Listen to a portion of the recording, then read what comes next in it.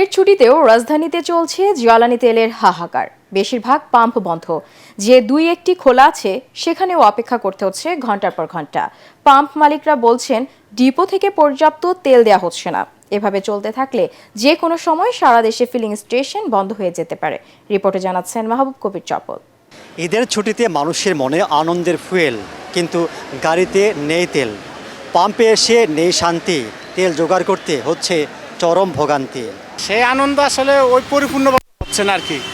তেলের জন্য 3 ঘন্টা ধরে দাঁড়াই আছে এখানে। তেল নিতে গিয়ে তো আনন্দ পুরো মাটি হয়ে গেছে। এখন আসলে কি তেল সংকট নাকি কি দাম বাড়ানোর জন্য তারা তেল দিচ্ছে না? এটা তো আমাদের হয়রানি হচ্ছে। সরকার যেটা বলতেছে যে সবাই তেল স্বাভাবিক, কিন্তু আসলে কোনোটাই স্বাভাবিক না। আপনারা দেখতে পারতেছেন আমি অলমোস্ট 3 ঘন্টা ধরে লাইনে দাঁড়িয়ে এখন পাচ্ছি তেল। তাই দুদিন পরে আমাদের অফিসও রানিং হবে, তখন তো আর মনে করেন ওই অফিস রাইখে এমন ঘন্টার পর ঘন্টা যদি আমরা তেলের জন্য বসে থাকি তাহলে আমরা অফিসটা করবো কি? অনেকগুলো পাম্প দেখি যে সবগুলো বন্ধ। ঢাকা শহরে বেশিরভাগ পাম্প বন্ধ, সে কারণে গাড়ির এমন দীর্ঘ সিরিয়াল। আমরা যে পাম্পের সামনে যাচ্ছি সে পাম্পে মানুষ অপেক্ষা করছেন ঘন্টার পর ঘন্টা। ঈদের ছুটিতে তারা চরম বিরক্ত। উত্তরা থেকে এসছি, একটা পাম্পে অকটেন নাই। একটা গভর্নমেন্টের প্রাইভেট বললাম তো, গভর্নমেন্টের অ্যাডমিনিস্ট্রেশনও সত্যি কথা বলে না, প্রাইভেট সেক্টরে সত্যি কথা বলে না। এমন একটা অভাগা দেশ, কার কাছে কমপ্লেন দেবেন? দেখা যাচ্ছে তেল খুঁজতে গিয়েই তো তেল অনেকের খরচ হয়ে যাচ্ছে। আমি যে গাড়িতে বসে আছি এখানে 9000 লিটার অকটেন রয়েছে। এই পাম্পে দৈনিক চাহিদা 30,000 লিটার। সকালে গাড়িটা নারায়ণগঞ্জের ফতুল্লাতে ডিপোতে গিয়েছিল, সেখানে তাদেরকে এই তেল দেওয়া হয়েছে এবং তাদের বলা হয়েছে এর বেশি তাদেরকে তেল দিতে পারবে না, যেটা নিয়ে প্রতিদিনই সংকট হচ্ছে। কাস্টমারদের সাথে বিভ্রান্ত সৃষ্টি হয় যে মন্ত্রী বলছে ভুল দিতে, তোমরা কেন কম দিবা? এটা নাকি কোটা সিস্টেম করা আছে, এই জন্য আমাদের জানা একই কথা বলে কোঠা। আমরা কই থেকে দেবো তারাই কথা বলতে, আমরা কীভাবে পাম্প চালাবো?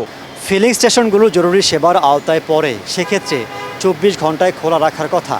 সরকার বলছে তেলের পর্যাপ্ত যোগান আছে, তবে পাম্পগুলো বলছে ভিন্ন কথা।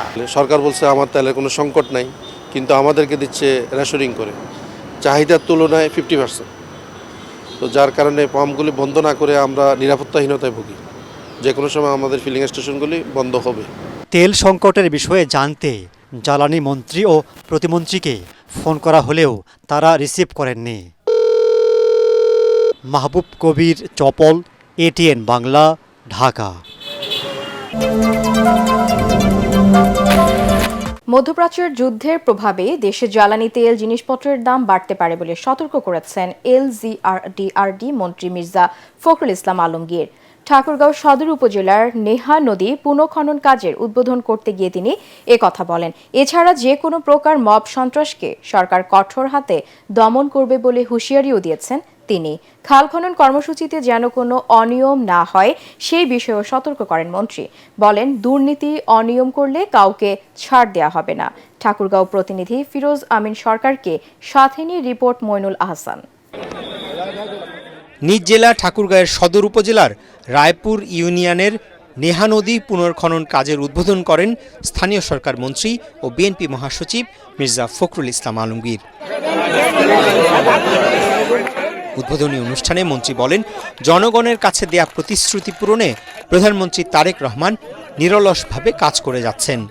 মির্জা ফখরুল বলেন, ধর্মের নামে একটি মহল জনগণকে বিভ্রান্ত করার চেষ্টা করলেও মানুষ তাতে সাড়া দেয়নি।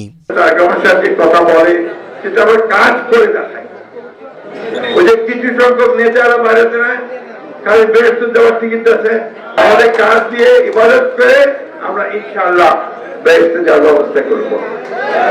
একটা জিনিস মনে রাখবেন, ধর্মটাকে বিক্রি করে কিছু করা যায় না।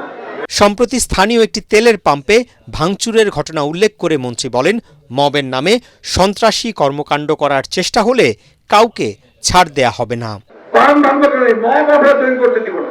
মবকে আমরা কঠোর হস্তে দমন করবো। কোথাও গায়ের জোরে আইনের বাইরে গিয়ে কোনো কাজ করবেন না, এটা আমরা হইতে দেব না। যুক্তরাষ্ট্র, ইসরায়েল ও ইরানের মধ্যে চলা যুদ্ধের কথা উল্লেখ করে তিনি বলেন, কৃষি সহ সকল ক্ষেত্রে এর প্রভাব পড়তে শুরু করেছে। আমাদের সামনে কিন্তু খুব ভালো সময় না ভাই, এই যুদ্ধটা আমাদের খুব ক্ষতি করতেছে। আমাদের তেলের দাম বাড়বে, আমাদের জিনিসপত্রের দাম বেড়ে যাবে, কিন্তু সেগুলোকে সয়ে নিয়ে আমাদেরকে আগাইতে হবে। পানি সম্পদ প্রতিমন্ত্রী ফরহাদ হোসেন আজাদ এ সময় উপস্থিত ছিলেন। মইনুল আহসান, ATN বাংলা, ঢাকা। এবারের ঈদে বেচাকেনা হয়েছে প্রায় 2 লাখ কোটি টাকা, জানিয়ে স্বস্তির ছাপ ব্যবসায়ীদের মাঝে। দোকান মালিক সমিতির সাধারণ সম্পাদক জানান, গণতান্ত্রিক সরকার ব্যবস্থা ও আইন শৃঙ্খলা পরিস্থিতির উন্নতিতে এবারের ঈদে বিগত দিনের অর্থনৈতিক মন্দা কাটিয়ে উঠতে পেরেছেন ব্যবসায়ীরা। সামগ্রিক এই বেচাকেনা দেশের প্রান্তিক ও জাতীয় অর্থনীতিতে প্রভাব ফেলবে এমনটাই মনে করছেন অর্থনীতিবিদরা। তরিক ইসলামের রিপোর্ট।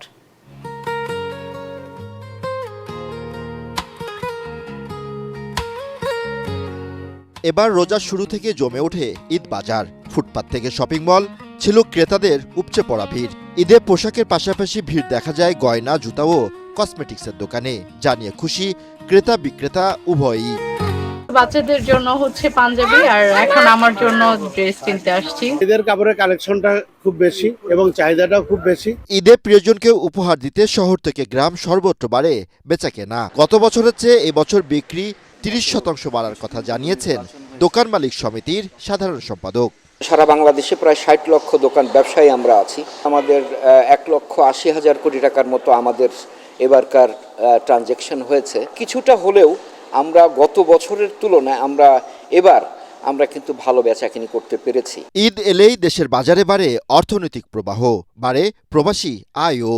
শুধু গত মাসে রেমিটেন্স এসেছে প্রায় 37,000 কোটি টাকা, আর চলতি মাসের 14 দিনে রেমিটেন্স এসেছে প্রায় 27,000 কোটি টাকা। একটা উৎসাহ উদ্দীপনা, এই সময় মানুষের হাতে ইনকামটা বাড়ে। এখন আমাদের ইকোনমিটা তো ব্ল্যাক ইকোনমি।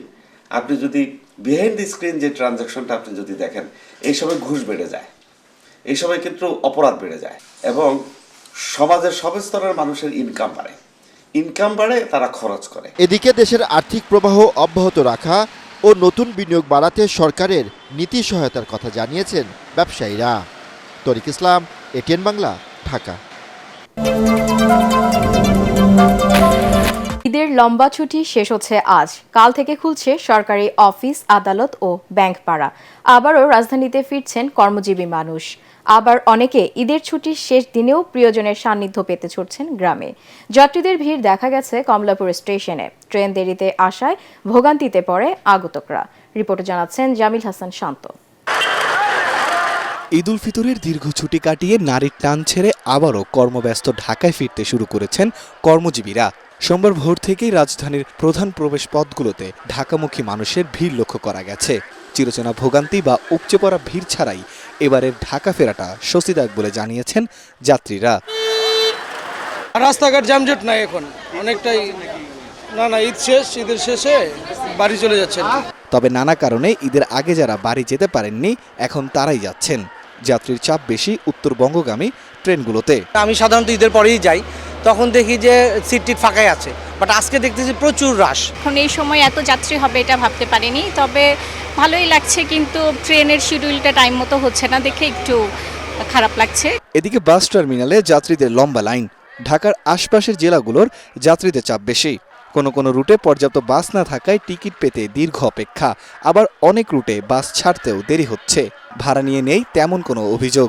ঈদের পরে ফাঁকা এবং আত্মীয়র বাড়ি বেড়াইতে যাচ্ছে। ময়মনসিংহ যাচ্ছি, ঈদে তো চাপ বেশি ছিল, তাই দুদিন পরে যাচ্ছি। তবে পাম্পে তেল না পাওয়ায় দূরপাল্লার অনেক বাস বন্ধ রয়েছে বলে জানান পরিবহন সংশ্লিষ্টরা। জামিল হাসান শান্ত, এটিএন বাংলা, ঢাকা।